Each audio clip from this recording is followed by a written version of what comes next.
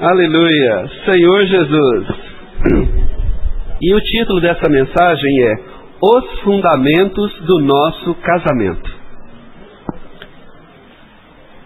Essa palavra, ela surgiu de uma grande preocupação e observação, não somente dos irmãos que estão à nossa frente, como a gente tem visto para todo lado, sérios problemas que culminam em separação de jovens casais que cresceram no nosso meio, cresceram vivendo a vida da igreja e se casaram na vida da igreja e pouco tempo depois se separam.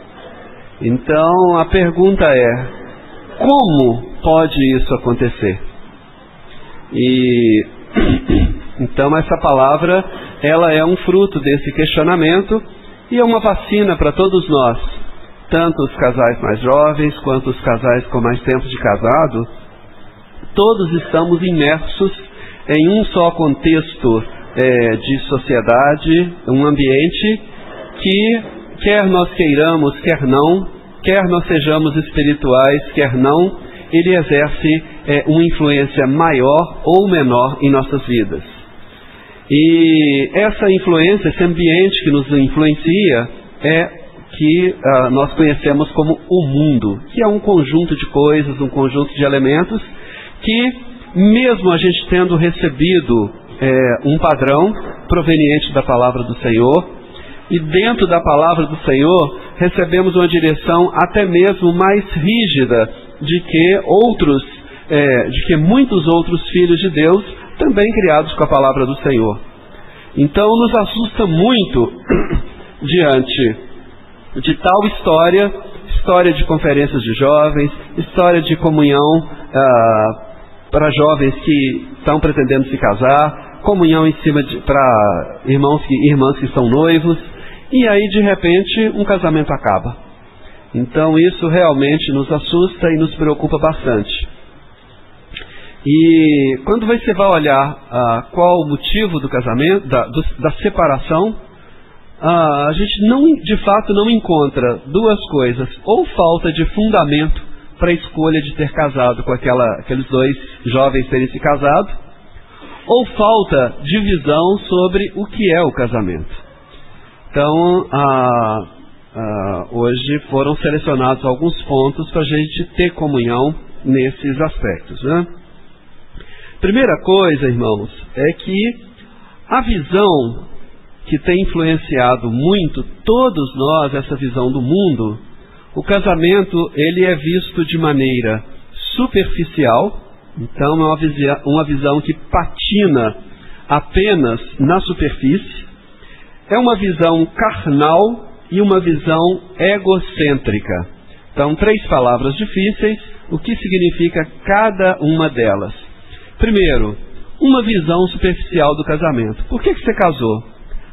Não, vamos tomar a decisão de casar. Vamos, mas se não der certo a gente separa.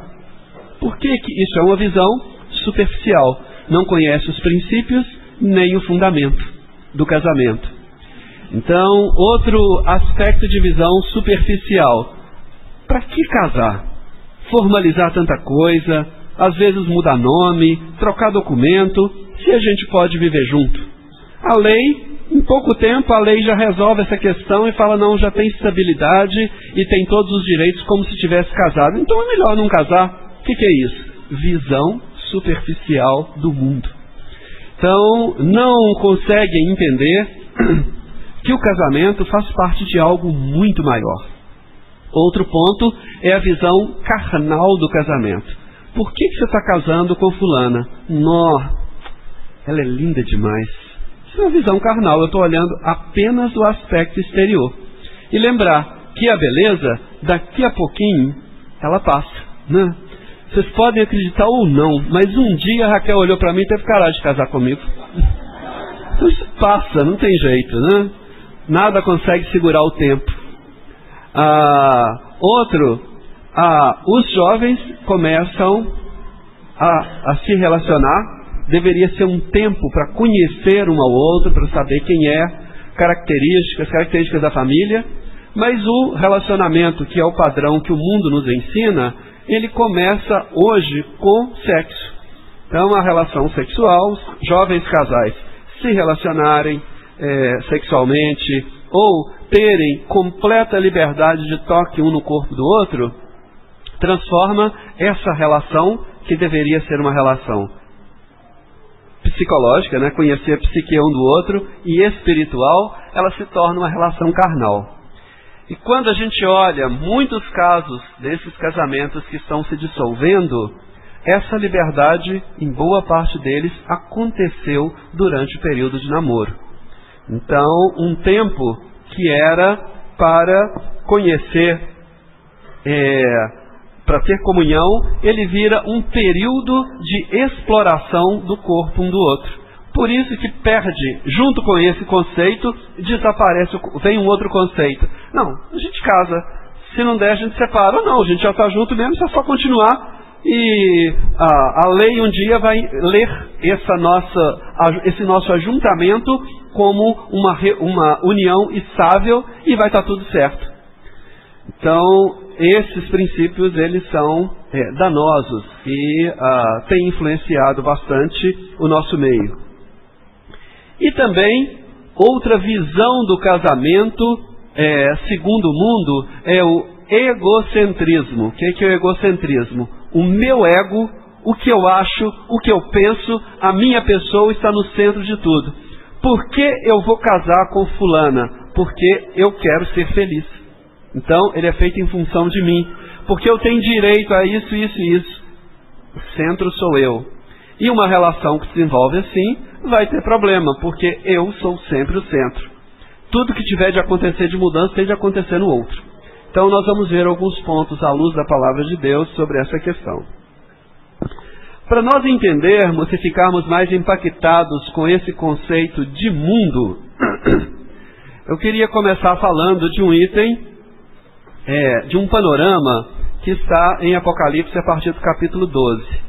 No capítulo 12, nós temos ali um casal, temos uma mulher, que é a mulher universal, que é a igreja. Então, essa mulher universal, ela aparece ali em Apocalipse 12, e essa mulher inclui todos nós, que somos salvos, somos regenerados, estamos incluídos nessa mulher. E essa mulher, ela está sendo preparada para um noivo, então ela está num processo de preparação para um casamento com um noivo, que é Cristo. Então, o modelo desse casamento é o modelo para nós. É o modelo de a igreja e Cristo, ou Cristo e a igreja. Então, esse casamento é o modelo para nós. Mas quando nós olhamos para o nosso panorama no mundo hoje, quanto para essa mulher em Apocalipse 12, o que nós vemos? Nós vemos perseguição, vida de muita restrição no deserto, vemos martírio, vemos um socorro vindo da terra, e não existe glamour nenhum em Apocalipse 12. E esse momento da relação entre a mulher, que é a Igreja Universal, e Cristo, é o tempo que nós estamos vivendo hoje. Então, esse que deveria ser o modelo de casamento, quando eu olho para ele, eu falo, puxa, mas essa mulher, ela está num deserto. E essa é a nossa condição hoje. Ela só come e bebe porque Deus manda do céu. Tudo que nós recebemos hoje é isso, vem dos céus. E se a gente pode, na nossa casa, na nossa relação, irmão, meu amor, nós precisamos de orar, porque esse mês tem mais conta do que salário. Tem mais mês do que salário. Aí ela vai falar assim, de novo? De novo. Vamos continuar dependendo do maná que cai do céu e da água que sai da rocha. Porque a que vem da Copasa já estourou a conta. Então, essa é a condição. O que nós vemos é isso. É uma visão sem glamour nenhum.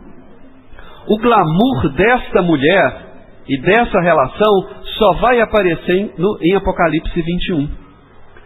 Por outro lado, tem uma outra mulher, nos capítulos 17, 18 e 19, que é a Grande Babilônia, E essa mulher, ela está montada sobre uma besta. E quando a gente olha para essa mulher, por que ela tem se tornado referência para tantos casais?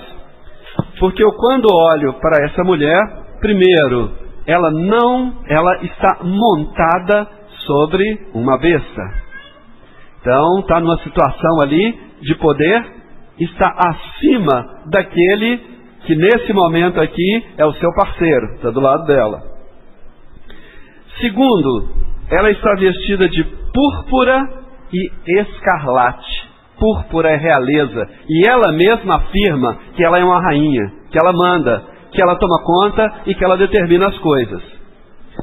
Número 3, ela está adornada de ouro, de pedras preciosas, de pérola, está deslumbrante. Você olha para ela, é um fulgor completo, né? Segundo, tem algumas palavras, ela está relacionada também com uma grande cidade. Está relacionada com luxúria. O que é luxúria? É viver no luxo, viver na riqueza, esbanjando tudo, esbanjando todos, né? Ela está relacionada com mercadorias e mercadores. Essas duas palavras, a gente não tem uma compreensão clara dela, mas a melhor tradução para mercadoria e mercadores é shopping center. Então, ela é a mulher do shopping center. Está relacionado com ela também a palavra enriquecimento, dinheiro à vontade. Todos os gostos poderão ser satisfeitos. Junto com isso, tem prostituição e embriaguez. Só que ainda a prostituição e a embriaguez são vendidos como coisas positivas. Então, a prostituição significa, puxa, estamos alcançando, a nossa sociedade atual alcançou um grau de liberdade. Então, entre um casal, é normal que um tenha outro relacionamento paralelo e que outra tenha algum outro relacionamento paralelo. Mesmo que não seja físico, na internet você tem liberdade para tudo. Então, a prostituição é isso. Poxa, é vendido como algo positivo, que é uma liberdade para sair da chamada prisão do casamento. Embriaguez, disponibilidade, né? Da embriaguez, essa embriaguez dela aqui é disponibilidade de bebidas, de vinho, de cerveja, bebida destilada. Aqui nós podemos abrir um parênteses. Está cada vez mais comum entre nós, entre os casais, entre os jovens, o consumo de bebida alcoólica. Então, isso está se tornando comum. Por que está se tornando comum? Modelo. Modelo é essa mulher daqui. E oculto, que vai aparecer e vai ser revelado lá na frente, é pecado e escravidão. Então ela tem um pecado que não está sendo julgado ainda nesse capítulo 17, enquanto está todo o glamour. E escravidão. Ela está pouco a pouco aprisionando. Por que nós temos a coragem de dizer que é essa mulher e o seu parceiro, que é o anticristo, que é uma preocupação para nós na igreja? Porque essa porção de Apocalipse 18, ela contém uma frase muito forte. Então, quando a gente olha para essa mulher, fala, não, isso não tem nada a ver com a gente. Mas em Apocalipse 18:4 fala assim: ouvi outra voz do céu dizendo: retirai-vos dela, povo meu. O que significa? Que o povo de Deus, os filhos de Deus, regenerados, salvos pelo precioso sangue de Cristo, pela obra redentora de Cristo, estão recebendo influência tão grande dessa mulher que o viver deles está sendo confundido com o viver de Babilônia. Por isso o Senhor fala: sai daí que eu vou mandar fogo e vou destruir todo mundo. Então é um alerta Isso significa que essa mulher tão glamurosa, o glamour dela está competindo de maneira desleal com a mulher na qual nós fomos incluídos, que é essa mulher universal, que é a noiva de Cristo, que está sendo preparada para ser esposa dele, e que nessa era ela não tem tanto glamour. Aliás, não tem glamour nenhum. Pelo contrário, né? Ela é motivo de escárnio e de desprezo. Mas com o tempo passa, o julgamento dessa grande Babilônia acontece rapidinho. O glamour aparece e o julgamento vem logo em seguida. Mas essa mulher universal, que a gente vê passando os perrengues ali em Apocalipse 12, a glória dela em Apocalipse 21 é indizível. Então, meus amados, essas duas fontes de influência estão diante de nós todos os dias. Eu preciso de escolher em qual dessas mulheres eu estou. Eu estou sempre em uma delas. É igual a questão da mesa do Senhor e a mesa dos demônios. Todos os dias, quando eu acordo, tem duas mesas na minha frente antes da mesa do café da manhã. É a mesa do Senhor e a mesa dos demônios. Em algumas eu vou me assentar antes do café da manhã. Então, essas questões, elas têm influenciado grandemente a nossa visão, o nosso conceito sobre o casamento. E a gente tem transportado o que a grande Babilônia ensina sobre o casamento, que é superficial, carnal, que mais?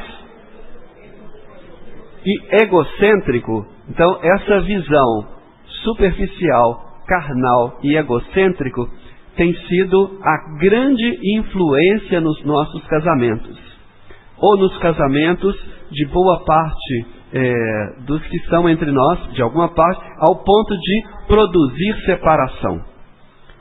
Então, ou de perder a seriedade, ou de ter um viver de casal juntos, porém sem desfrute. Então, a meta de Deus para o casamento, ela é muito mais ampla, e o que Deus deseja para nós vai além de tudo isso. Aliás, não tem nada a ver com isso. Senhor Jesus. Então, o encorajamento em Apocalipse 18:4 é: retirai-vos dela, povo meu, para não serdes cúmplice em seus pecados e para não participardes dos seus flagelos. Então o Senhor está falando: olha, você está vendo esse glamour todo, esse modelo todo, quer dizer para você o seguinte: sai, porque você está se tornando cúmplice desses pecados e vai igualmente receber os flagelos por causa desses pecados. Claro, irmãos, tudo tem a ver, tem uma questão espiritual, está relacionado com a igreja, está relacionado com essa cópia porca que é dessa mulher universal, que é a grande Babilônia, mas também se aplica ao nosso casamento, que essa tem sido a fonte de tem muitas vezes sido a fonte de modelo para os filhos de Deus. Senhor Jesus.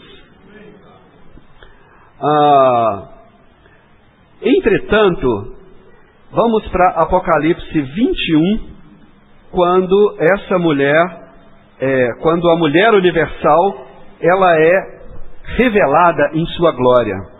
Senhor Jesus, durante os 33 anos e meio que ele andou nessa terra, as pessoas, quando a gente olhava por fora, a gente tinha a visão de Isaías. Parece, esse homem, a pele dele parece mandioca, que é uma raiz de uma terra seca. Você olha para aquilo e fala assim: nossa, mas hoje mandioca para mim ela só é bonita depois que ela está cortada e amarelinha, cozida. Mas enquanto está na casca, coisa desagradável de ver e de comer, né? E o Senhor olhava para ele, não tinha nenhuma formosura, era como aquilo, como a mandioca, aquela terra seca, torrão, tá lá, né? Mas um dia, aquela pessoa, né? que por fora você não tinha nenhuma formosura, nada que o atraía, ele tirou aquela capa daquele corpo e se mostrou transfigurado para alguns dos seus discípulos. A mulher universal, em Apocalipse 12, ela está com essa capa de mandioca. Mas aqui em Apocalipse 21, essa capa é arrancada. Essa é a nossa realidade. Eu preciso olhar para Apocalipse 21 e falar assim, igual a Glorinha fala, ô Benê, olha nós aqui, ó. Olha aqui. Ele fala, na parte B do 9, vem mostrar-te-ei a noiva, a esposa do Cordeiro, e me transportou em espírito até uma grande e elevada montanha, e me mostrou a santa cidade de Jerusalém, que descia do céu da parte de Deus. Primeiro, ela tem a glória de Deus.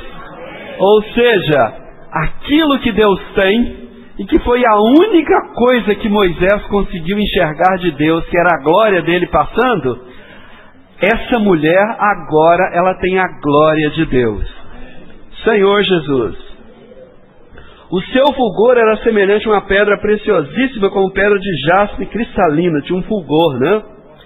Então fala da muralha, dos fundamentos, das portas. Aquela mulher de Apocalipse 17, 18, ela estava enfeitada de ouro, de pedras preciosas e de pérola. Mas a mulher, essa noiva de Cristo na qual nós estamos incluídos, ela não está enfeitada, ela é constituída de ouro, de pedras preciosas, de pérolas. Então, esses materiais preciosos não são adornos, são a constituição. Senhor Jesus.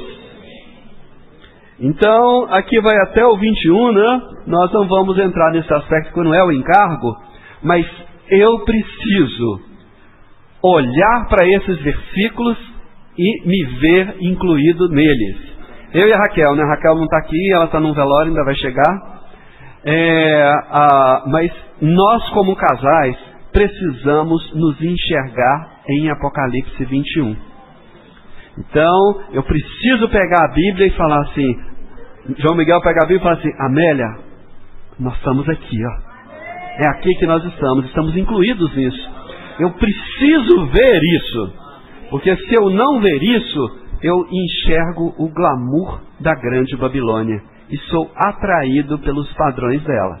O glamour dela hoje é esplendoroso, é atraente, cheio de luzes, brilha, e eu facilmente sou enganado pelos modelos que essa mulher prostituta estabelece. Mas nós precisamos de olhar para o padrão da palavra de Deus. E para isso é necessário um exercício de fé. Olhar para Apocalipse 21 e me ver aqui é um exercício de fé. Porque na prática, eu olho o meu cônjuge por fora, eu vejo uma raiz de uma terra seca. Eu olho o cônjuge do outro irmão ou da outra irmã, eu vejo algo glamuroso.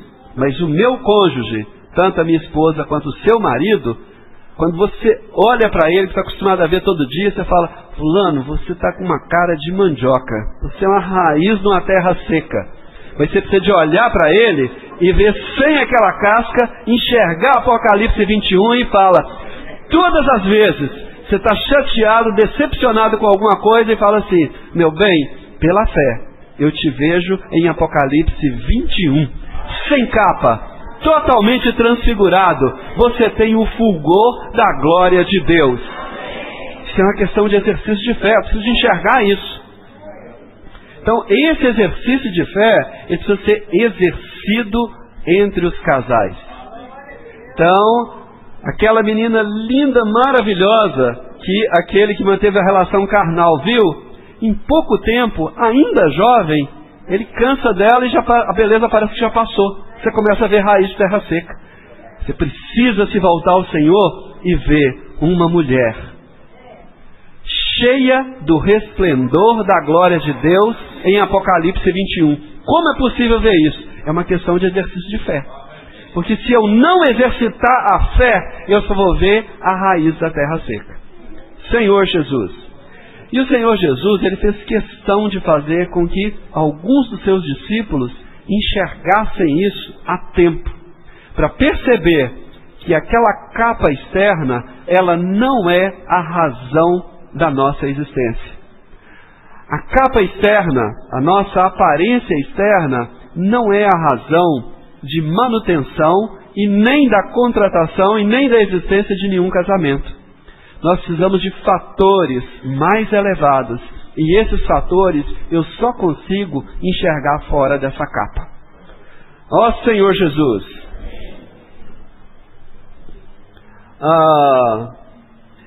Então é muito comum, irmãos, isso aí eu estou falando muito comum porque eu ouço muito irmãos e irmãs falando mal do cônjuge, reclamando, murmurando que lá em casa é assim, lá em casa é assado, fulano é assim, fulana é assim. Então, o que é isso? Falta de exercício de fé. Eu enxergo a capa e não enxergo Apocalipse 21. Quanto mais murmuração e reclamação menos eu estou enxergando o conteúdo e olhando mais para a capa externa. Ó Senhor Jesus! Mateus 28, 20 termina, o livro de Mateus termina com uma frase maravilhosa. Mateus 28, 20. A última frase é o seguinte: e eis que estou convosco todos os dias, até a consumação dos séculos. Queria dizer para vocês o seguinte: problema dentro de casamento nunca faltou e nunca vai faltar. Dinheiro falta, compra na despensa falta, amor falta, respeito falta, é um tanto de coisa que falta, mas problema nunca vai faltar. Mas nós temos uma promessa, que o Senhor Jesus, quer tenha problema, quer não, se tiver tudo certo, quer não, quer a dispensa está cheia, quer a dispensa está vazia, quer a conta corrente está cheia ou está vazia, Ele nunca vai faltar com sua presença. E se nós temos a presença do Senhor no nosso casamento, no nosso relacionamento conjugal, se a presença dele é fato, todas as outras coisas estão resolvidas. Como assim? É uma questão de fé. Por isso que a fé é o primeiro e mais importante item. Eu consigo enxergar no meu cônjuge alguém que a capa esconde. E eu consigo ver a provisão de Deus quando as coisas estão faltando. Quando falta respeito, quando falta carinho, quando falta fidelidade, quando falta consideração, quando falta jeito, a presença de Deus nunca falta. Porque o Evangelho de Mateus termina com essa frase: olha, eu vou estar com vocês todos os dias. Eu preciso crer nisto. Se eu tenho a presença do Senhor, pode casar, vai dar certo, né? E se eu já estou casado, para de reclamar, porque a presença do Senhor está lá. Ok? Bom, outro grande desafio de Deus para o casamento, ele está em Mateus capítulo 19. Mateus 19, 3 a 5. Vamos fazer o seguinte: vamos ficar de pé e lermos em uníssono esses 3 versículos. Vamos lá, Mateus 19, 3 a 5. Vieram a ele alguns fariseus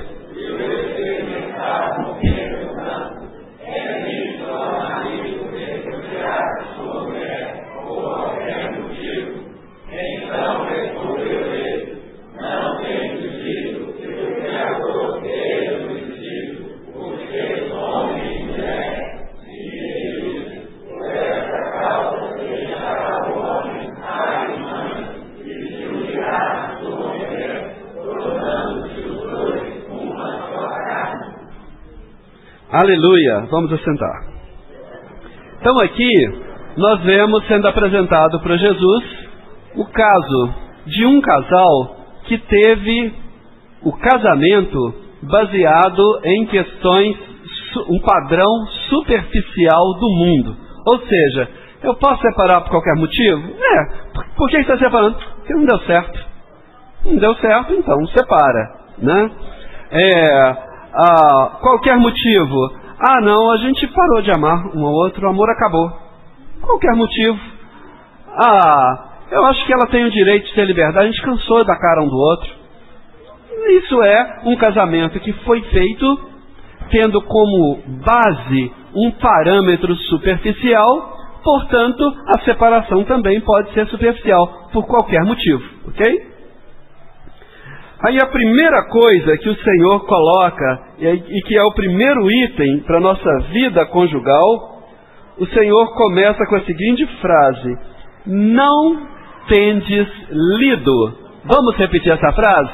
Não tendes lido. A primeira coisa que um casal precisa para ter uma vida conjugal consistente é ler.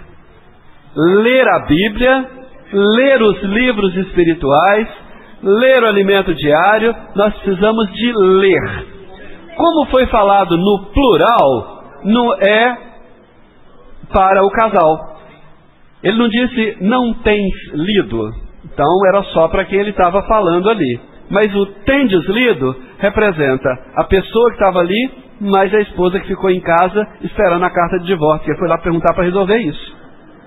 Então, a primeira coisa para resolver problema no nosso casamento e para construir um casamento adequado é restaurar a leitura da Bíblia. Restaurar a leitura dos livros espirituais. Então, o ler é uma atividade crucial na vida de um casal. Nós precisamos de ler. A Bíblia está repleta de versículos e de porções para ajuda na vida conjugal. E se por um acaso você tiver dificuldade de achar mais do que 20 versículos sobre isso, eu queria dizer o seguinte: tudo na Bíblia que se refere a Cristo e à igreja se aplica ao marido e à mulher. Todos os versículos na Bíblia que mostram Cristo nos evangelhos tendo alguma ação, aquela ação de Cristo se aplica à ação do marido com a esposa. E todos os versículos que nós vemos a menção da igreja se aplica à mulher com relação ao marido. Então, se você quer ter ótimas lições sobre casamento, acho que Apocalipse, com as 7 igrejas, nós temos muitas lições sobre o casamento ali dentro. Claro, irmãos, precisa de visão espiritual. Precisa dessa capacidade de me enxergar nesses versículos da Bíblia. Se eu abstraio dessa aplicação e vejo só o fato histórico, só o fato teológico, só a informação teológica fica lá ou fica na minha mente. Mas quando eu consigo aplicar essa palavra, ela muda meu casamento. Então, nós precisamos de enxergar os versículos, não somente em cada um desses versículos. Está falando sobre a igreja? Isso aqui é bom para dar mensagem sobre a igreja. Não, não é bom para dar mensagem sobre a igreja. É para falar: meu amor, nós dois estamos aqui. Olha, nós estamos dentro desse versículo. Esse versículo se aplica a nós. Então precisamos de ler a Bíblia nessa ótica. São duas coisas distintas. Uma coisa, João Miguel vai preparar uma palavra para falar da reunião de palavra ministerial.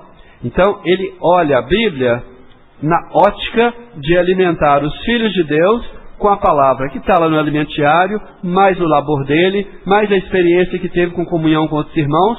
Esse é o encargo. Mas quando eu e a Raquel estamos lendo a Bíblia juntos, eu preciso de enxergar nós dois ali. Eu não posso estar aqui, Etienne e Gildeia lendo a Bíblia. A Etienne está do lado: esse versículo aqui, olha, dá para a gente dar uma mensagem sobre tal assunto. Ou, esse versículo aqui, olha, vão te falar para a irmã fulano de tal que ela está com um problema no casamento, e aí isso aqui vai ajudar o irmão ou a irmã. Não faça isso. Todos os versículos que nós lemos juntos precisam ser aplicados para nós. Não existe aplicação para outro irmão, não é hora de preparar a mensagem, não é hora de preparar a história para contar para as nossas crianças, não é hora de preparar a lição da classinha de crianças, é hora de vasculhar, garimpar versículos para aplicar para a nossa experiência espiritual. Nós sabemos, irmãos, que na prática vocês não vão conseguir, a maioria não consegue fazer a leitura anual junto, não consegue gastar tempo lendo tantos versículos, nossa vida é muito corrida. Mas se você separou um tempo, olha, meu bem, nós só temos 5 minutos para ler a Bíblia, beleza? Beleza. Lê 2 versículos e aplica aqueles versículos ao viver conjugal. Não aplica para mais nada. Não é para mensagem, não é para o outro, não é para conhecimento, não é para informação teológica, é para aplicação ao nosso casamento. Então eu conheci um casal que gastou mais de um ano para ler Efésios juntos. Mas era só um versículo por dia e orando e lendo aquele versículo. E na oração se aplica. Terminou ali 5 minutos, orando e lendo um versículo, fazendo dele a oração, aplicando a vida conjugal. Depois de um ano, eles conseguiram ler Efésios. Isso não é leitura anual da Bíblia, não é corrido. É devagar. E se demorar 2 anos, também não faz diferença nenhuma. Se demorar 3, também não faz diferença nenhuma. Se amanhã repetir o versículo de hoje, também não tem problema. A questão é, não tendes lido? Se não tem lido, começou errado. Ok? Ponto número 2, nesses versículos. Não tendes lido que o Criador, desde o princípio, os fez homem e mulher. A segunda coisa é que Deus fez. Vocês, irmãos e irmãs, especialmente quem está passando por momentos de dificuldade, você precisa de restaurar uma verdade, um conceito que tem que ser inabalável. Então, Custódio tem que dizer o seguinte: eu só estou casado com a Ana porque Deus fez esse casamento. Você não pode ter dúvida quanto a isso. Você não pode ficar perguntando, peraí, mas será que foi de Deus mesmo ou foi da minha vida da alma? Essa pergunta não pode ser feita. A origem dela é a serpente, a origem dela é a grande Babilônia. Se vocês se casaram, você precisa de crer que Deus fez esse casamento. Ok? Então, primeira coisa, não tem deslido. Então, se eu não estou lendo junto, vai dar problema. Segunda coisa, fortalecer essa coluna, essa base, que eu estou casado. O Julinho tem que falar, eu estou casado com a Regina porque Deus fez o nosso casamento. Ok? Terceiro ponto, versículo 5, e disse. Então, primeira coisa, ler. Segunda coisa, crer que Deus nos casou. E terceiro, eu preciso saber o que Deus disse. Por que eu preciso saber o que Deus disse? Porque existem muitas vozes nos dando outros modelos sobre o casamento. E essas muitas vozes vêm desse modelo dessa mulher prostituta de Apocalipse 17 e 18. E que enganou e que tem enganado muitos crentes ao ponto de Deus falar, sai dela, povo meu. Então tem um povo de Deus, foram regenerados e que está sendo influenciado e vivendo dentro dos padrões dessa mulher. Então, nós precisamos de saber o seguinte, olha, vem essa pergunta para dentro de casa, essa consideração, meu bem, eu acho que, nem é meu bem, fulano, eu acho que a gente não foi uma união de Deus, a gente briga tanto, isso não pode ser, isso é escolha nossa, nós erramos o nosso. Quando vier essa pergunta, tem que faltar o seguinte, o que Deus disse? Eu não quero saber o que a grande Babilônia diz, o que o mundo diz, o que o diabo diz, o que a serpente diz, eu quero saber o que Deus disse. Ok? Segundo, de modo, por essa causa deixará o homem pai e mãe e se unirá à sua mulher, tornando-se os dois uma só carne. Sabe o que Deus disse? A primeira coisa que Ele disse sobre o casamento é que o casamento é para que dois se tornem um. Vamos repetir? O casamento é para que dois se tornem um. Sobre essa questão, né, do casamento, os dois se tornando um, essa é a visão central do casamento. Voltar lá para o egocêntrico. O egocêntrico, quem teve essa visão egocêntrica do casamento, jamais vai se tornar um com qualquer pessoa, porque ele é bom demais, ele é imutável, ou ela é imutável.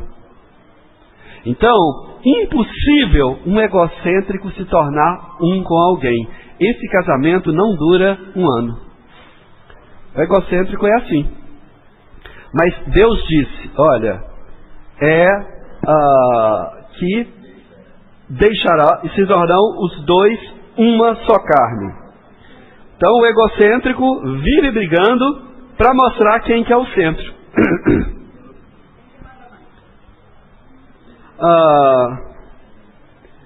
Mateus 19, versículo 6, ainda nesse texto, né? Vamos continuar aqui, vamos pular alguns.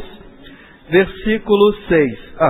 De modo que já não são mais dois, porém uma só carne.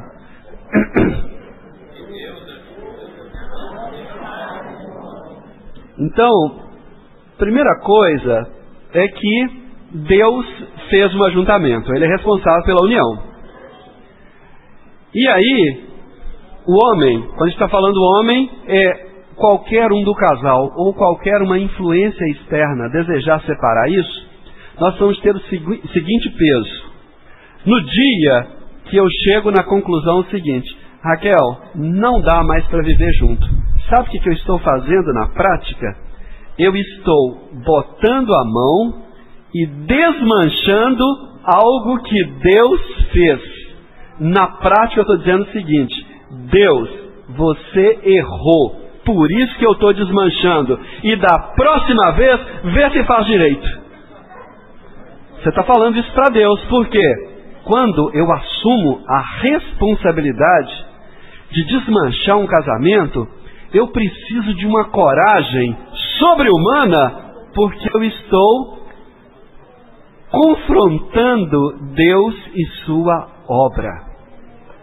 Desmanchar um casamento é desmanchar aquilo que Deus fez. Irmãos, na área profissional, existe uma questão que é ética e que por muito menos a gente não põe a mão. Então eu já tive várias experiências profissionais. A pessoa está com um projeto e fala, Israel, esse projeto tem algumas coisas que eu não gosto nele, você muda ele para mim? E eu falo, não. Por que não? Você deve voltar para quem fez e pedir para corrigir. Se você quiser, eu posso sentar com vocês e começar outro projeto do zero, mas eu não tenho o direito de interferir no trabalho do outro. Isso é uma questão de ética profissional. Chega uma pessoa, já vi isso muito acontecendo muitas vezes, eu chego para o médico e falo assim, olha, eu tive no fulano, ele te dá alguma orientação, mas fulano de tal deu tal orientação, receitou tal orientação. Você volta lá, conversa com ele, que ele deve ter visto algum exame que eu não vi. Então, ele deve orientar, porque ele já começou a orientação. O que é isso? Ética profissional. Mas nós botamos a mão na obra de Deus sem o mínimo de consideração, sem o mínimo de competência e sem o mínimo de ética.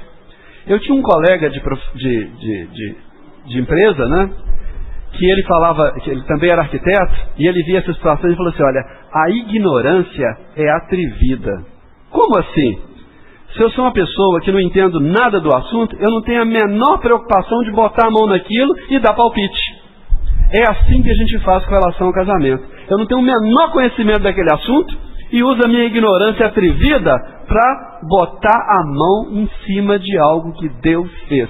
Mexer numa obra que é obra de Deus. Senhor Jesus. Então todo casal precisa ter essa certeza, né? E crer que Deus nos uniu.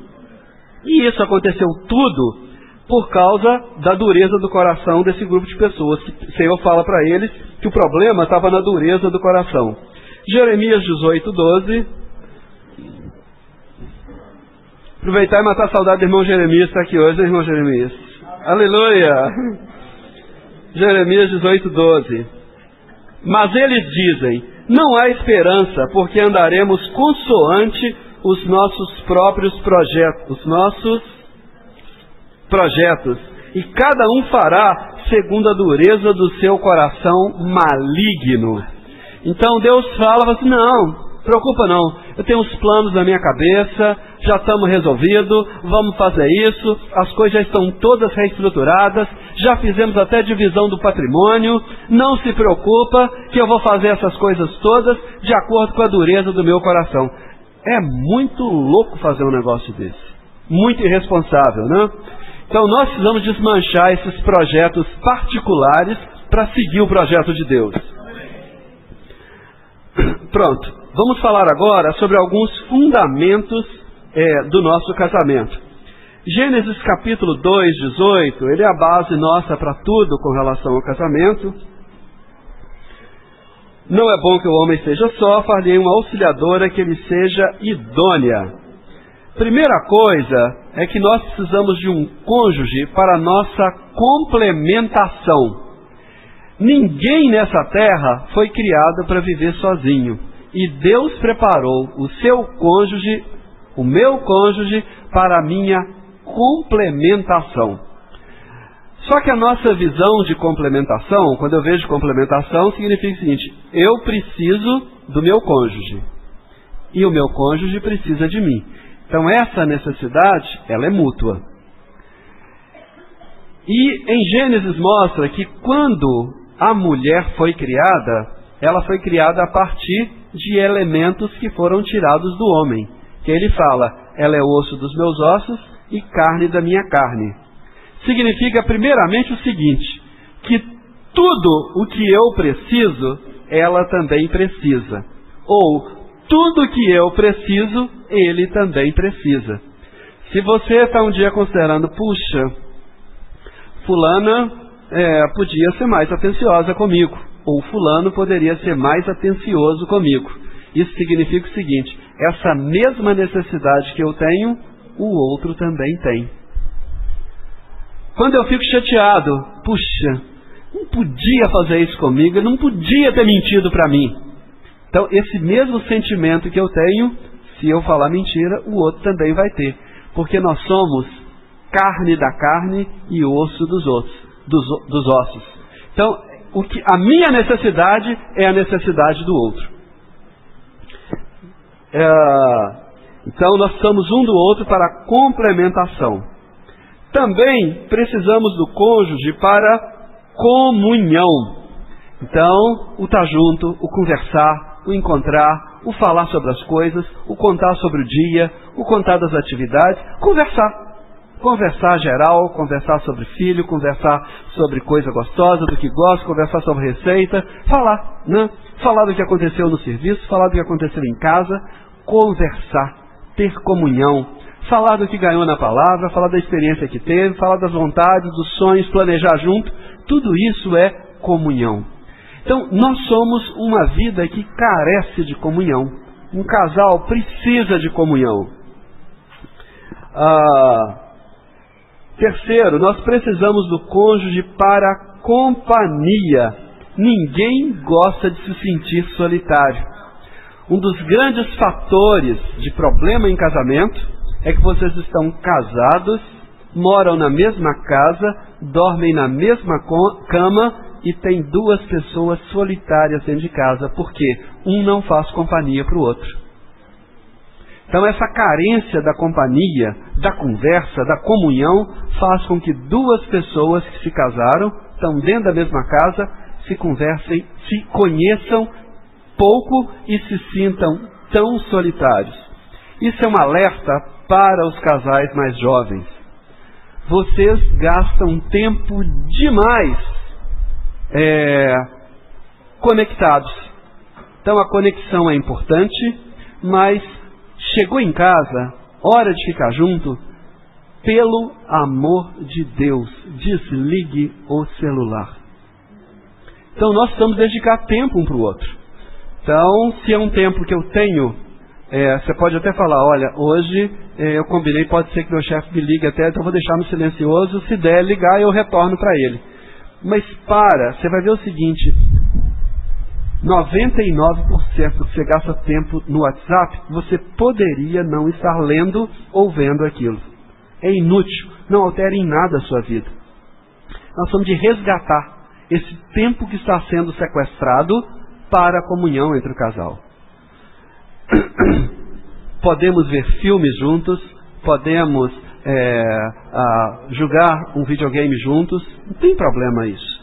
Mas tem que ter tempo que é para conversar. Tem que ter tempo que é para falar, que é para ter comunhão, porque nós fomos feitos para isso. A nossa vida carece disso. Nós somos seres sociáveis que não fomos feitos para viver só. Então, não foi feito viver só. Casamos, estamos na mesma casa e somos dois desconhecidos dentro de casa, não tem tempo para conversar um para o outro.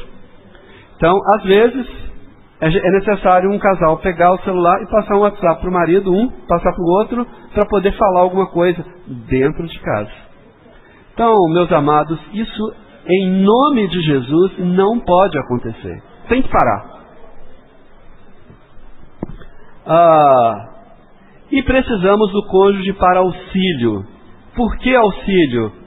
Por um lado, irmãos, nós somos iguais. Por outro, nós somos diferentes. Quando eu falei que a vida do casal e a vida da Cristo e a igreja é a mesma coisa, na igreja, quando a gente olha em Efésios, você tem profetas, mestres, evangelistas, pastores, presbíteros, apóstolos, tal, muitas pessoas, muitos irmãos e irmãs com muitos dons e muitas funções diferentes. E na igreja a gente administra super bem isso. Quando fala a questão de segurança, Custódio da Maria, não adianta nem lembrar de outros, eu só lembro deles, porque eles foram aperfeiçoados para esse serviço. Eu sei que eles ficam sobrecarregados, mas quando tem alguma coisa relacionada com isso, eu saio caçando desesperado um dos dois. Outros, quando fala de serviço de crianças, tem irmãs que têm esse ministério constituído, não adianta pôr custódio para cuidar de crianças, vai dar problema. Os meninos vão tudo para a cadeia.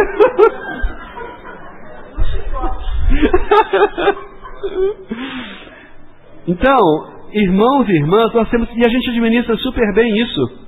Mas na casa, nós achamos que todo mundo tem que fazer tudo, são funções diferentes. Então, cada um exerce um conjunto de funções, por isso se complementam. A gente tem aquele conceito antigo de duas metades. Você é a outra metade da minha laranja. As duas metades da laranja, você olha por fora, é quase a mesma coisa. A gente pensa que as duas metades da pessoa, cortando assim no meio, parece que são iguais. Mas as duas metades, de acordo com o conceito bíblico, elas não são assim, elas são assim. É cabeça e corpo, não é? Não é Cristo e a igreja? Essas são as duas metades, esses são os dois modelos. Então, por um lado, nós temos de saber o seguinte, nós somos iguais, temos as mesmas necessidades e as mesmas carências. Porque somos osso dos ossos e carne da mesma carne. Mas por outro lado, nós temos diferenças, e as diferenças não são para briga, elas são para complementação. Imagina só, a gente começa cuidando de uma cidade. Tem um grupo ali que a gente tem cuidado, tem feito estudo bíblico, e uma igreja está sendo gerada ali. Imagina só, se todos os irmãos foram aperfeiçoados só num serviço, só no serviço de palavra ministerial. No dia de cuidar de criança vai ter uma confusão danada. No dia de cuidar da segurança vai ter um problema danado. No dia de organizar, o local de reunião ficou lindo aqui, não ficou, irmãos? Por quê? Tem irmãs com esse ministério de arrumar o local de reunião para nos encher de prazer de entrar aqui. Isso é algo maravilhoso. Então, na nossa casa, as diferenças, elas são para complementação, jamais para briga. Eu fico em casa, mas fulano não me entende. Não adianta falar para o custódio que ele tem que entender o serviço de criança, que ele nunca vai entender, não está na cabeça dele. E nem falar para a Regina que ela tem de entender de serviço de segurança, que isso não vai entrar na cabeça dela nunca. São pessoas distintas e nós precisamos das duas pessoas com a função distinta. A diferença é para complementação e não para briga. Mas entre os casais as diferenças viram motivo de briga. Diferença é porque Deus nos uniu, duas metades, diferentes para se complementarem. Cristo é tudo em todos, certo? Mas Cristo, vamos imaginar, a cabeça, sem o coração para mandar sangue, sem cada célula do corpo para processar e mandar nutriente e energia para o cérebro conseguir rodar. O pulmão abastecendo o cérebro de oxigênio bem resolvido, puro, de qualidade, o cérebro não funciona. A igreja foi gerada porque Cristo sem a igreja, Ele é Deus, é eterno, porém incompleto. Então, na relação de Cristo e a igreja é assim, imagina eu e Raquel. Um sem o outro, nós somos incompletos. E todas as diferenças, olha, irmãos, quando você vê para a nossa condição hoje, e a mulher de Apocalipse 12, ela não tem nada a ver com Cristo ainda. Mas em Apocalipse 21 ela tem tudo a ver. Aí vai ser revelado. Quando eu caso, nós somos duas pessoas difíceis de entrosar. Mas à medida que o tempo vai passando, e nós vamos aplicando os princípios divinos, as coisas vão mesclando, vão se ajustando e vão ganhando esse modelo de Cristo e a igreja. Então, Cristo vai ser sempre Cristo, a igreja vai ser sempre a igreja. Homem vai ser sempre homem, mulher vai ser sempre mulher, graças a Deus. Mesmo que a grande Babilônia fala que homem pode virar mulher e mulher pode virar homem. Mas no casamento e no princípio divino não tem essa mistura. Por isso que essa divisão aqui, olha, essa parte de cima não parece nada com a parte de baixo, mas uma precisa desesperadamente da outra. A cabeça precisa dos pés, sem os pés, Cristo não tem mobilidade nessa terra. Sem as mãos, Cristo não tem ações nessa terra. Então, e sem o corpo, sem a cabeça, ele também não é nada, nada funciona. Então é assim, é complementação. Graças a Deus por isso. Então, nós somos iguais, porém diferentes. Vamos pular um ponto. A situação pintada geral, né, o resultado disso é que nós vemos. Por um lado, nós temos esse panorama maravilhoso sobre Cristo, sobre a igreja, sobre o casamento, o que Deus quer, o que Deus falou, o que Deus desejou, o que Deus planejou. Temos o falar de Deus, temos a Bíblia, temos o nosso amor um pelo outro. Entretanto, mesmo tendo isso tudo, porque ainda estamos vivendo nessa terra com essa mistura de influências, nós temos problemas, nós temos crises no nosso casamento. Primeira coisa é que nós precisamos de, primeiro ponto, voltar ao Criador. Então, o Senhor é capaz de curar todas as feridas e restaurar todas as coisas. Entretanto, às vezes a nossa condição, até de buscar o Senhor, ela está fragilizada. A gente não tem como fazer isso. Então nós precisamos de buscar ajuda externa. Então, em nosso meio, meus amados, tem muitos casais que já aguentaram muita pancada. Esses casais podem te ajudar. Então, você que tem menos de 10 anos de casado, ainda passa por crises, passa por dificuldades. Quem tem mais anos de casado também passa por crise, passa por dificuldades. Procure um casal que conseguiu sobreviver quando ele passou pela mesma situação que você passou. Não se admire. Braga e Regina, depois de tantos anos de casado, eles só estão casados porque eles venceram essa fase que você está passando agora. Não significa que eles não passaram pela dificuldade. 40 anos. Ô, beleza. Pegou o boi, Braga? Então, Braga e Regina podem nos ajudar muito, né? João Miguel e Amélia, Irmã, se você está tendo dificuldade com seu marido, pergunta para a Amélia, ela conseguiu suportar o João Miguel há tanto tempo. Porque é a Amélia. Eu acho que eu não daria conta dele nem no GF, quanto mais casado com ele, mais de 30 anos, né? 32 anos. Eles podem te ajudar muito sobre isso, né? João Moreira e Soninha. Ah, Senhor Jesus. Sempre perto da sua casa vai ter um casal maduro para te ajudar. Roberto Marcondes e Cláudia. Gente, eu já vi os dois passarem aperto, dificuldade, mas eu nunca vi um brigando com o outro externamente. As coisas podem até acontecer por fora, mas o que a gente vê na carinha deles é que eles conseguiram superar tudo e tem muito para nos ajudar.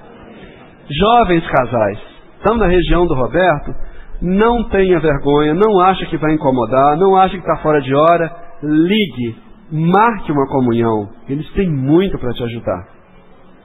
Então, assim como esses casais, né? Aqui ó, Julinha e Regina, ó Senhor Jesus, pela misericórdia do Senhor, estão caminhando há tantos anos, criando os filhos, servindo ao Senhor. Nós precisamos da ajuda desse casal. Arnaldo e Ana Maria. Nós precisamos muito da ajuda desse casal. Então, meus queridos, cadê a Quirina? Esqueci dele, mas foi sem querer, Quirina. Quirina e Benzinho, né? Quirina e Maria Helena. Então, nós temos aqui em muitas regiões, muitos irmãos que já passaram por muitas situações. Procure ajuda. E certamente esses irmãos têm maturidade, têm experiência do Senhor. Glorinha e Carlos Cruz, né? Casal precioso, né? Então, Rubens e Rosiane, sem óculos que é difícil enxergar, está lá no fundo. Rubens e Rosiane. E a gente tem que parar, senão a gente vai ser injusto, né? Muitos casais, e vocês sabem, na sua região, quem são esses casais que já aguentaram e que já passaram por onde você passou? Peça ajuda. Deus pode usar esses irmãos e irmãs para a restauração do seu casamento. Não fique sem comunhão. Comunhão é salvação para nós. Aleluia, Jesus é o Senhor. Os irmãos podem compartilhar. Como que a gente vai fazer o compartilhar? Eu acho que a gente pode liberar para casais. Nós temos meia hora, eu queria liberar 40 minutos, me perdoem, estourei 10 minutos de vocês. Venha o casal, compartilhe, mas não gaste tanto tempo, sua experiência ser compactada, ser zipada, para poder dar tempo para outros casais, a gente ser ajudado com a experiência de outros, tá bom? Então vamos considerar aí, estourando 5 minutos por casal, tá bom?